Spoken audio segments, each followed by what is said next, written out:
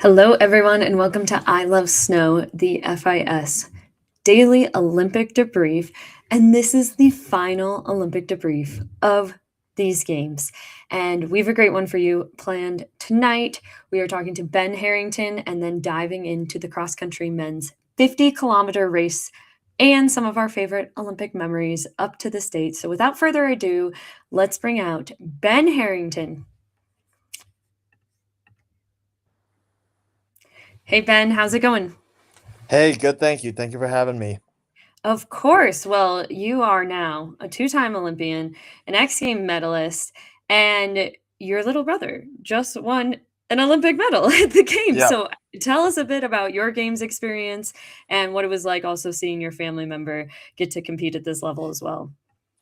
Yeah, my games experience was awesome. This is my second time going to the Olympics. The first time was back in 2022 in China, and I was just really honored to have the opportunity to come back and do it again. And to be here in Italy in Livigno, in one of my favorite places, is really cool. And I was really happy with how I skied and able to land some good runs in the half pipe. And then getting to watch my brother win a bronze medal was kind of the cherry on the top of everything. Mhm.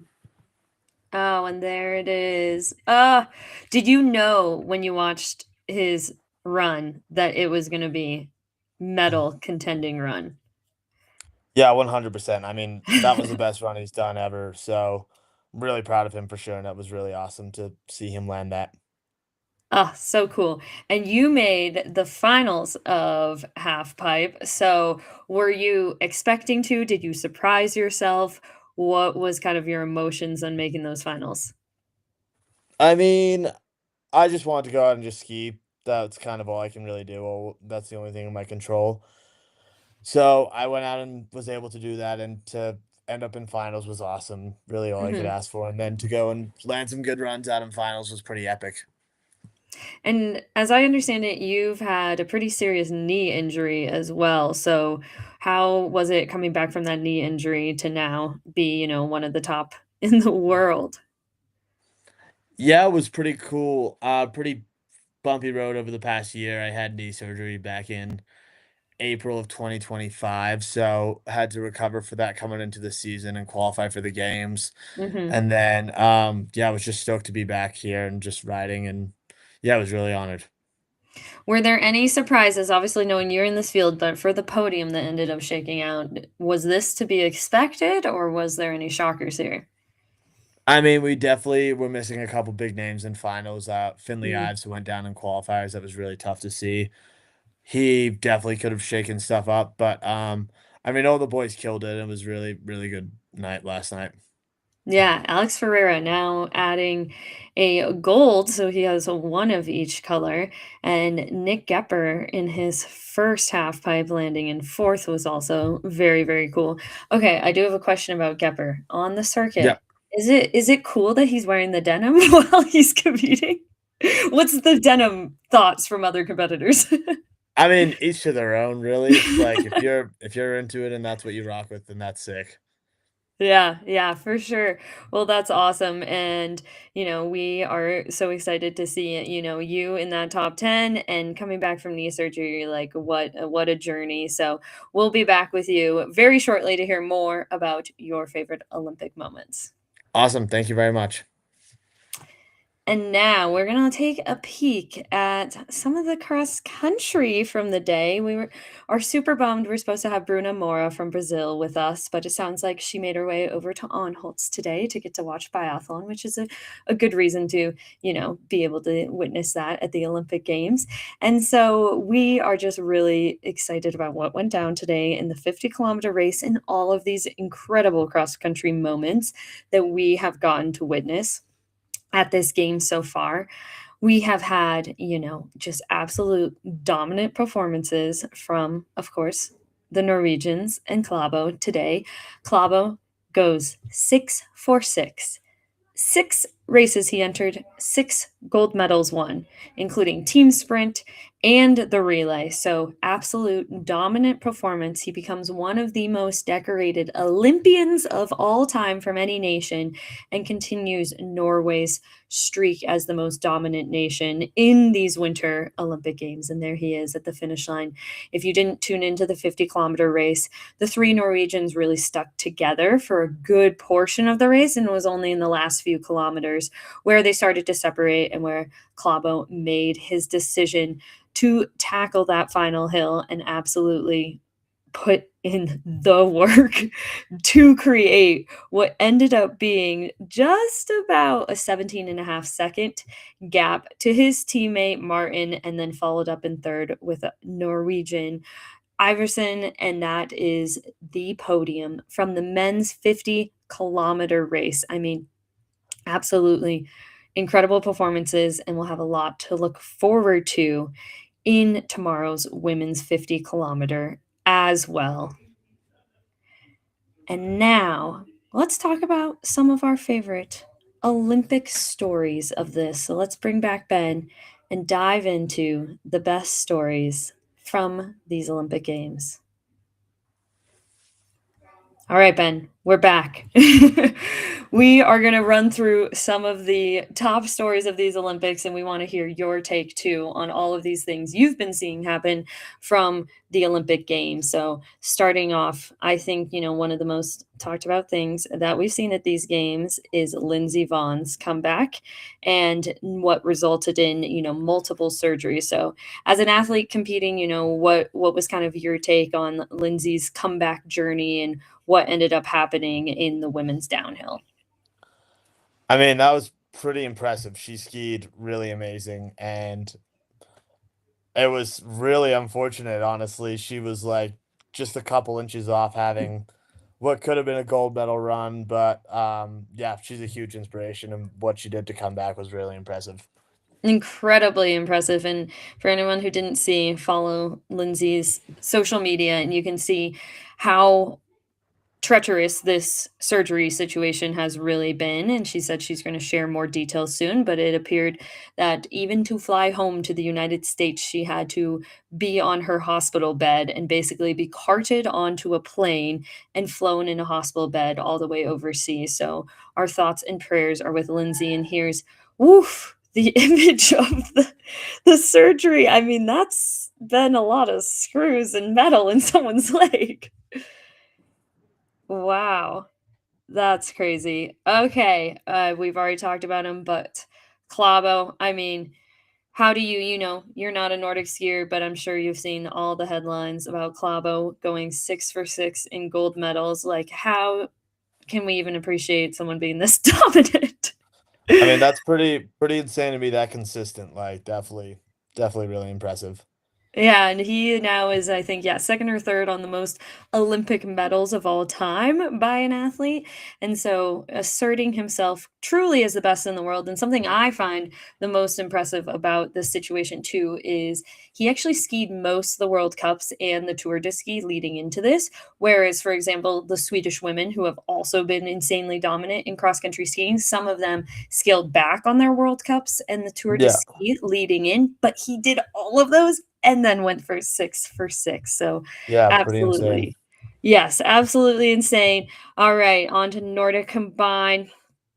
Off bro. He took home quite a bit of hardware before, and this is a great meme we saw from FIS when you hear your national anthem 3 times in the same Olympic Games. So we are highly impressed. Again, dominance from Norway. And do you have any idea across all these sports, what do you think makes Norway so freaking good at winter sports for not being the largest nation in population?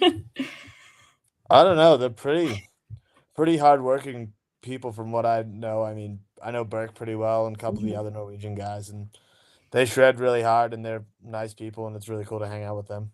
Yeah, yeah, and I did see something that says too, they actually in their schooling systems and their sports systems for youth, they don't let athletes specialize in a sport till after they're 15 years old, so they really get a wide breadth of sports in as children, which I guess is developing a lot of really good skills and then choosing to specialize later. Maybe the burnout is less, but Yeah. Norway absolutely destroying these Olympics. All right, we have the Olympic gold, the first one for South America for Brazil from Brazen. And how did they celebrate this? In the most, I feel like, fun way. So let's take a look at that. Oh, yeah, Brazil's first Olympic gold in the Winter Games from the men's alpine. I mean, that looks like a good celebration. Is this how the half pipers would celebrate too? I mean, yeah, we had a pretty fun night last night, down in Lavinio. So yeah, Half Pipe Boys definitely turned it up. Ugh, fun. I wish I'd get to experience that, but unfortunately, we have the longest race on the last day of the games That's before a rough. 6 a.m. flight. But absolutely crazy from Brazil. First ever gold medal from South America there. Um, on to free ski. So Eileen Gu, what we saw from her these games, adding to her medal account, clapping back at reporters who are asking if she's disappointed in her gold because or not getting gold because she got silver. So how do you see as a freestyle athlete Eileen Gu changing this sport? I mean, she's so impressive. The way she skis half pipe, slopestyle, and big air, it's really cool. And yeah, she's been riding really awesome, and I'm excited to see what she's got to do in half pipe. What can you describe for someone like me who doesn't know as much about freestyle? What does it take to compete in all three of those disciplines? Like that's incredibly rare for someone to do all three of them at the same game. So what does that take to even be able to do that schedule wise? I mean, it's a lot of hard work. Slopestyle and big air kind of both wrapped into the same discipline, but to throw half pipe in the loop as well is really hard to be able to make all those work together. Do you think we've seen at this game some of the best big air comps ever? Yeah, the big air finals was incredible. Definitely the gnarliest big air contest I've ever watched. Oof, so cool. All right, on to snowboard. We got Cho from the half pipe. She had an insane comeback after she crashed in run one, and she couldn't even really walk after that and ends up winning gold. So, what did you see from this competition? Any insider knowledge that you picked up on? Yeah, I mean, obviously that was really impressive. Like she came back after that huge slam. I didn't think she'd be skiing again. But honestly, the best part about that contest to me was Chloe Kim, even though she got second, she was so excited Mhm. for Gown and was just like over the moon for her. Like I know how bad Chloe wanted to win and the fact that she didn't win and then was still so supportive and so happy for her competitor, like just as a testament to how awesome she is as a person and how good she is as a rider. Yes, absolutely, and I think too, I saw that Chloe actually has been a mentor to her for a long time as well, so really special that she, got to witness that and really courageous too to be able to put aside your own personal feelings on that competition day and surely being disappointed, but also doing it with what, a broken arm less than a month ago, a broken collarbone, Yeah. dislocated shoulder, and she just absolutely still landed a great run, but, Yeah. just was slightly edged out, and like you said, that support that I feel like that was, like, the definition of, like, girlhood at the games was those 2 getting to hug it out after. Yeah, that was Okay. pretty impressive. Looking at snowboard alpine, Benjamin Carl celebrating his victory. Oh my god. This is one moment that stands out to me from the games is this right here. Is this something you'd ever do after you land a great half pipe run? Would you Uh Taking my shirt off's probably not on my to-do list after I land a good run. Fair, fair. That was definitely something I feel like that took the internet by storm was getting to see that and how excited he was. And also he is at a much older age than a lot of his competitors, and he's still absolutely crushing it. Okay, to kind of wrap up our end of Olympics, I want to know from you what was your most inspiring story on the field of play you saw this Olympic Games? I mean, honestly, probably that snowboard girl going down and coming back up for run 3 and taking the win. That's pretty huge. Yeah, yeah, no, definitely. And do you have a favorite off snow moment? Something that you saw happen off the snow that you are, really, really stoked on?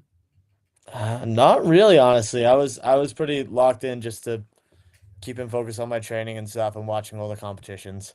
Mhm. That's fair, that's fair. And overall, these games saw some crazy weather too. We saw a lot of the freestyle sports get postponed due to snow. We've seen in cross country skiing and Nordic combined it snowing really aggressively yesterday, but also being very slushy, high temps days before. What do you think this kind of means for the future of winter sport as we look at all these like crazy weather conditions? I mean, it's a winter outside sports. Like it's Mhm. we're gonna have to deal with these conditions no matter what. I mean, everyone rode great and handled the conditions as best as they could have, Mhm. and it was a great games in my opinion. Yeah, absolutely. And anything too you can add to on the future of the Winter Olympic Games and what you hope to see come for these upcoming game cycles. I mean, I'm excited. I'm excited to see the progression of the sports and all Mhm. disciplines and stuff, and just really excited to see sky's the limit, really. Yeah, no, definitely. Well, thank you so much, Ben, for joining us, giving us some insider scoop on all the games, and congratulations on an incredible Olympic Games to you as well. Perfect. Thank you very much. Thanks, Ben. All right, everyone. We have one final day of competition tomorrow, and it's the women's 50-kilometer classic race in Predazzo for cross country skiing. And I'm excited to tune in. I hope you're excited to tune in. What I expect to see, oh boy. I mean, Frida Karlsson, could she take it and really continue to assert herself as the best female cross country skier at these games? I I'm excited to see. I think Ebba can also be in there, so it'll be probably a good day for the Swedish women if they can nail their wax tomorrow. And this is it for our Olympic recap from FIS. I love snow, real talk. This has been an absolutely fun journey. Thank you to all the hosts, the guests, and everyone coming on and sharing their games experience, their love for these games, and what a cool Olympic Winter Games this has been. But it's not over yet. You know that coming up in just a short amount of time on March 6th is the start of the Winter Paralympic Games. And you will get to see three pair snow sports contested at these games, including para cross country skiing, my sport, para snowboard, and para alpine skiing.